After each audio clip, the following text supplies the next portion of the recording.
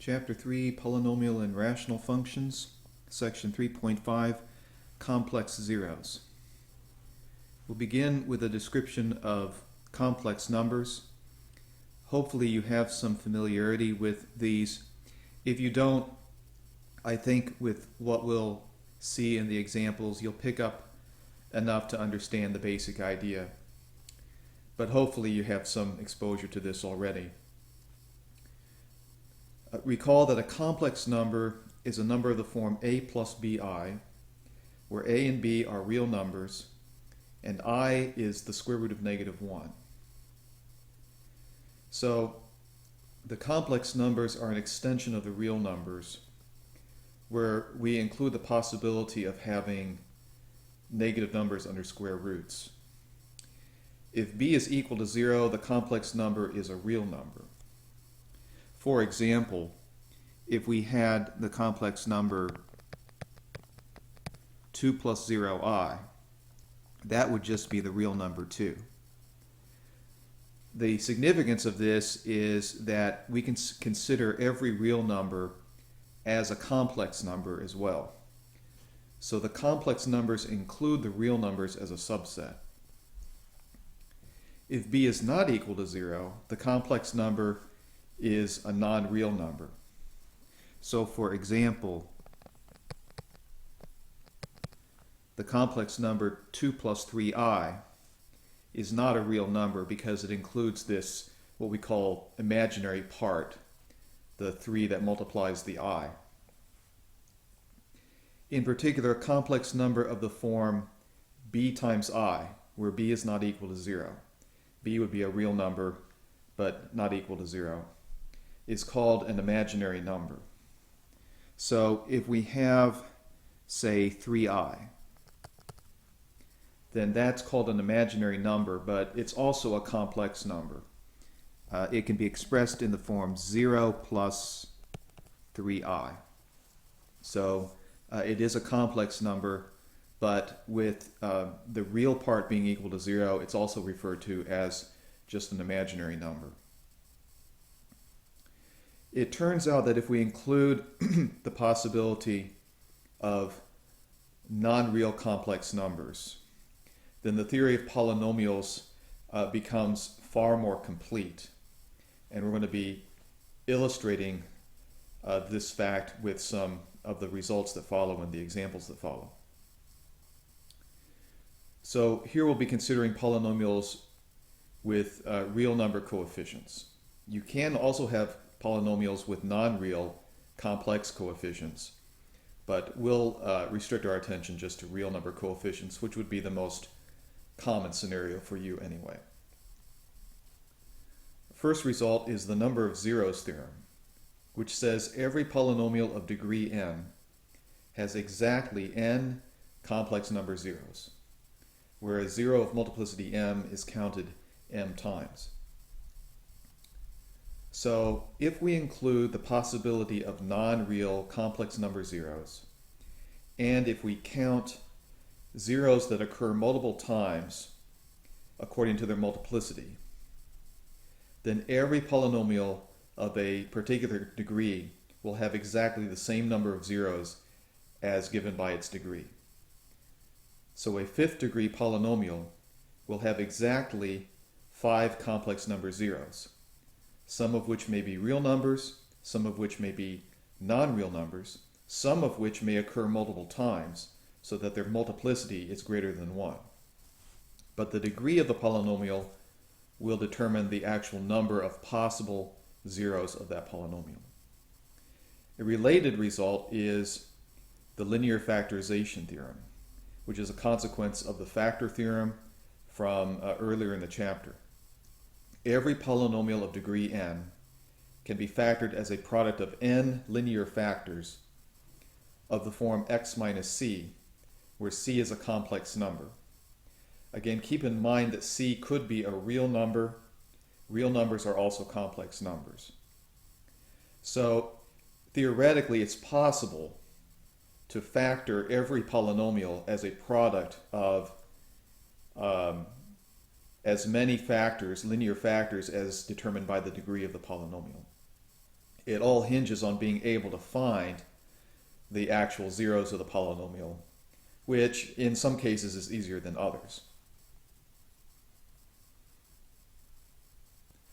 Let's illustrate these last two results with a fairly simple example. Use factoring to verify the two theorems above for the sixth degree polynomial function f of x equals x to the sixth minus x to the fourth minus 2x squared.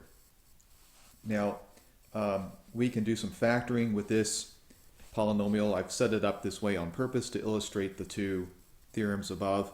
So first of all, if we factor out x squared, we're left with x to the fourth minus x squared minus 2.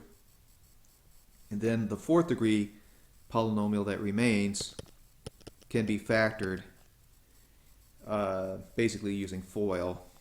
You need two, you can find two binomial factors, use x squared as the first term in each, and then if we use minus 2 and plus 1, then we get the correct, if we multiply it out, we get the fourth degree polynomial shown in the first step.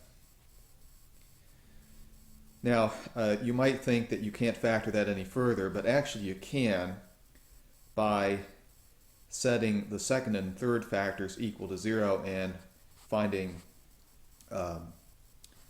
solutions of the equations. So let's do that over here to the side.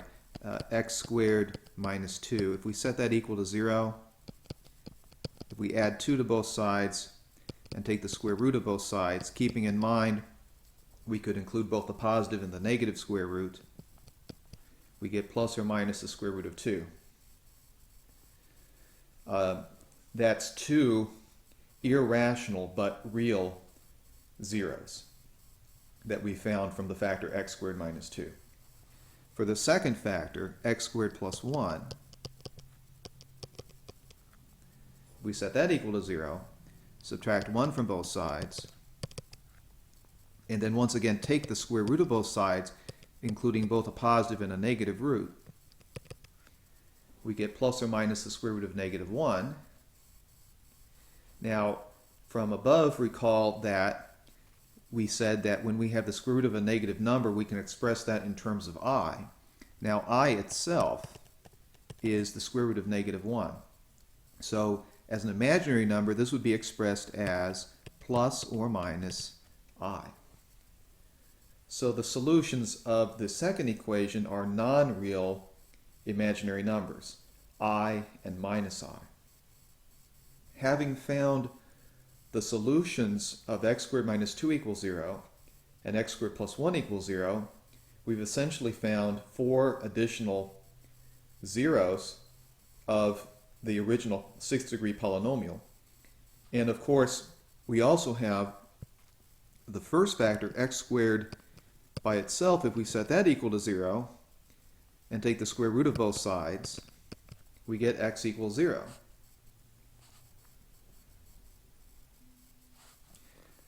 So now we can actually factor even further as follows. Just for emphasis, I'm going to write x squared as x minus 0 squared. And then, having found the square root of 2 and minus square root of 2 as zeros, we can write the factors of x squared minus 2 as x minus the square root of 2 and x plus the square root of 2. And having found the two imaginary zeros of x squared plus 1, we can factor that as x minus I, x plus I. So look at the result that we have. We have essentially a complete factored form for this sixth degree polynomial function. Two of the factors are identical. Those would be x or x minus 0 if you prefer. Two of them are identical, and then the remaining 4 are distinct. All of them are associated with the zeros of this polynomial. So there are 6 linear factors, 2 of which are identical, And there are 6 zeros, 2 of which again are identical. So let's list the zeros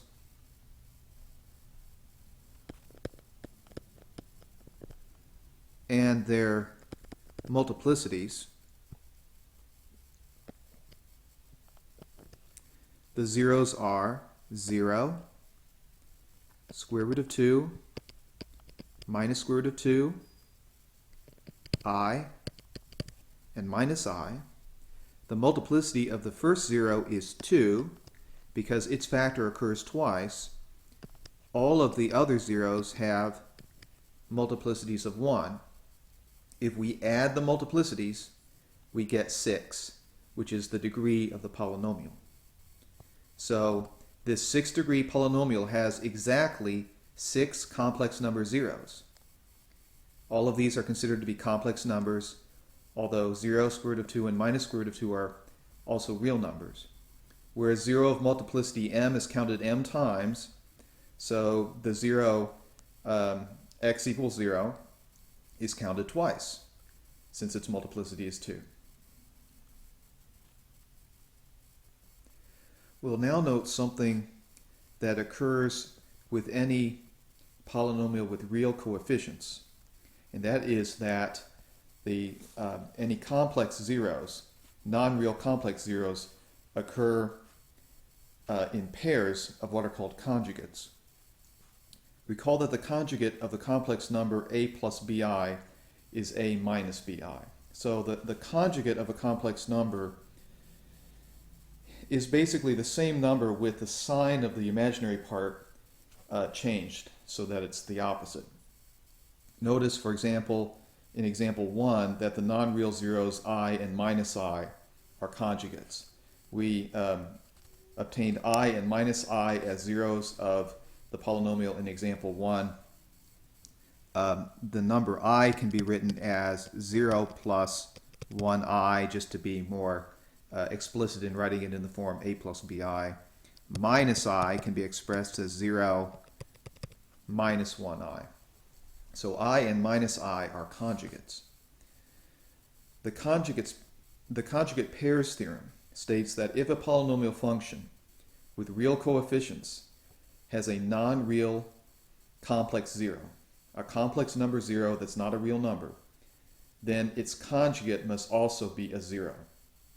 In other words, non-real complex number zeros occur in conjugate pairs. So if we find a non-real complex 0, then our polynomial should have another non-real complex 0 that is the conjugate of the first one.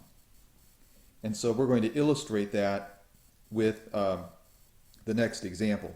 But since I'm nearing the end of my 15 minutes, I'll just continue this with the next video.